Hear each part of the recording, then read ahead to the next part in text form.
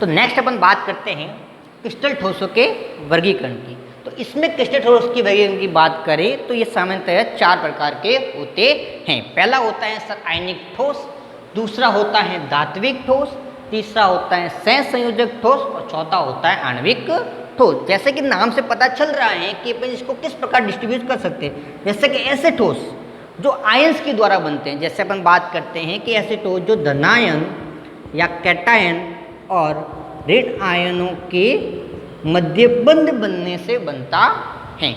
और जो धात्विक ठोस होते हैं वो धातु के मध्य जब बंध उपस्थित होता है तो इस प्रकार के ठोसों का निर्माण होता है।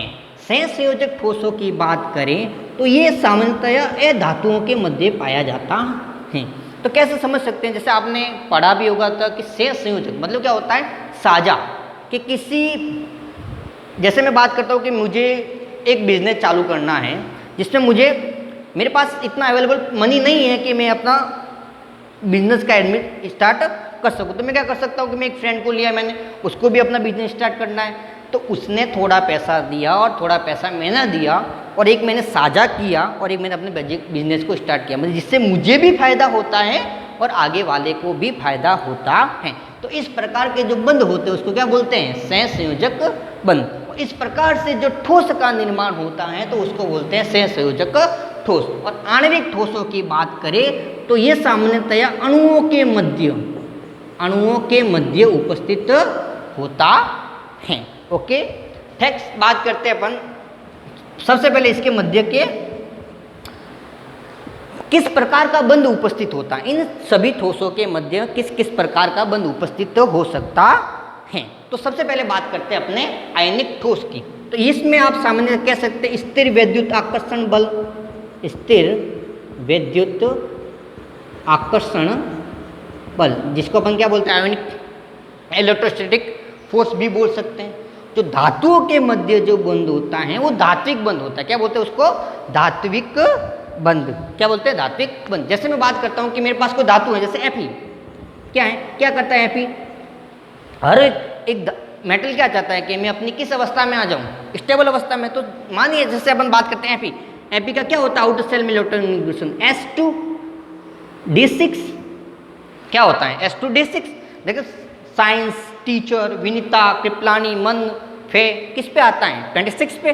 तो इसका इलेक्ट्रॉनिक कॉन्फ़िगरेशन क्या होता है, S2D6। तो क्या चाहता है कि मैं अपने इलेक्ट्रॉनों को त्याग दूँ, कितने इलेक्ट्रॉन को त्याग दूँ, कि ये चाहता है कि अपने करीबन 3 इलेक्ट्रॉनों को मैं अगर त्याग देता हूँ तो मैं अपनी स्टेबल अवस्था में आ सकता हूँ। तो ये चाहता है कि मैं Fe+3 में बदल जाऊँ और कितने इलेक्ट्रॉन को त्याग दूँ, 3 इलेक्ट्रॉन को त्याग दूँ, तभी मैं अपनी सामान्य अवस्था या स्टेबल अवस्था में आ सकता हूँ।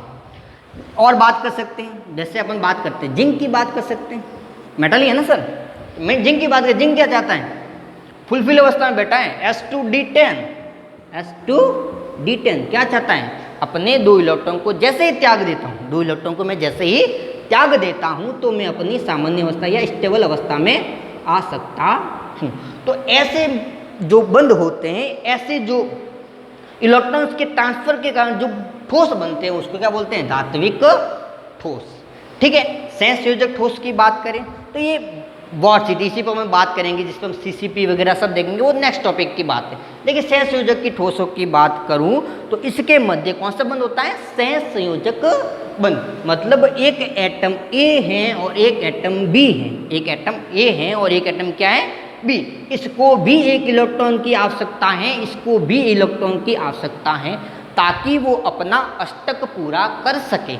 इन दोनों ने क्या किया, साझा किया। क्या क्या, साझा करके एक बंध का निर्माण कर दिया। क्या बंध का निर्माण कर लिया, जिसको बोल दिया इसने AB या सहसंयोजक बंध। तो इस प्रकार से जब ठोस का निर्माण होता है तो उसको बोलते हैं सहसंयोजक ठोस। क्या बोलते हैं, सहसंयोजक ठोस।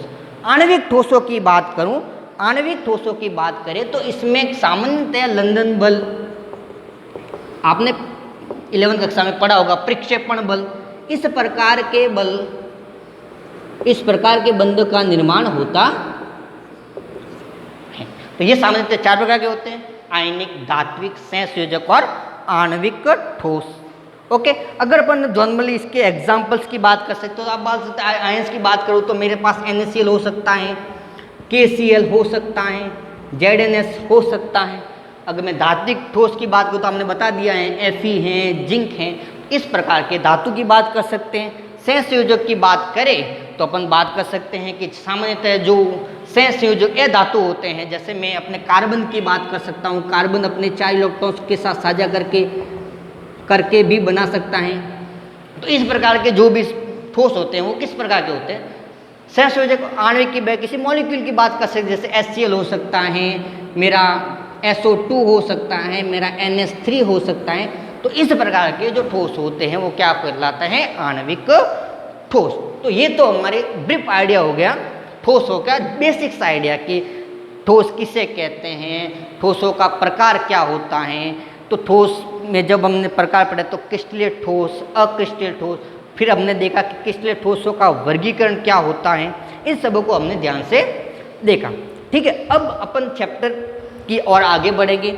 उससे पहले अपन एक शॉर्ट मेमोराइज कर लेते हैं कि हमने क्या क्या देखा इस चैप्टर में। तो सबसे पहले हमने देखा था ठोस क्या होते हैं सर, कि इनका आकार निश्चित होता है, द्रव्यमान निश्चित होता है, उनका वॉल्यूम एकदम निश्चित होना चाहिए, अंतर आणविक जो दूरी होती है उनके मध्य जो दूरी होगी वो क्या होनी चाहिए, काफ़ी कम होती है। तो आपने देखा होगा कि जनरली सबसे कम किस में होती है, ठोस में होती है, फिर द्रव में होती है, फिर किस में होती है, गैस में होती है।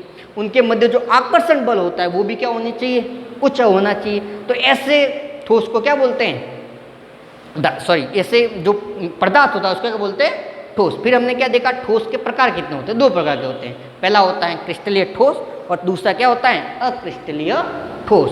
अक्रिस्टलीय ठोस को अपन आभासी ठोस भी कह सकते हैं या झूठा, जो दिखता है पर है नहीं। और जो क्रिस्टलीय ठोस होते हैं उनकी जो आकार होता है क्या होता है, वास्तविक।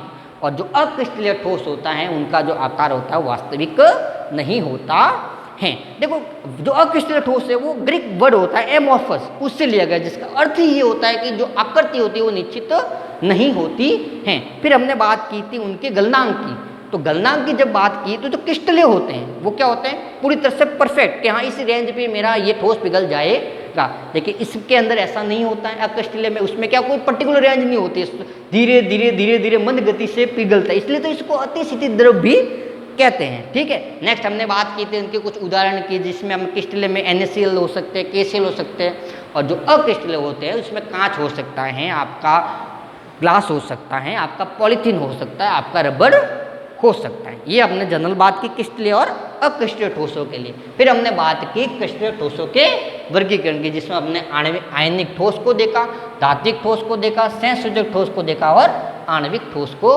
देखा। ये तो हो गया सर सॉलिड स्टेट का सबसे बेसिक पार्ट। ये मान लो कुछ 1-2 नंबर के सवाल पूछ ले, बट आगे जो है वो थोड़ा आपके 12th के स्टैंडर्ड के हिसाब से अपन पढ़ेंगे, लेकिन वो नेक्स्ट क्लास में पढ़ेंगे, क्योंकि जनरल पढ़ना आना चाहिए ना। पहले जनरल सीखा, उसके बाद एडवांस की और बढ़ेंगे। So thank you and please YouTube channel को सब्सक्राइब करें। क्या नाम बताया था आपको, सुबोध गुरुजी।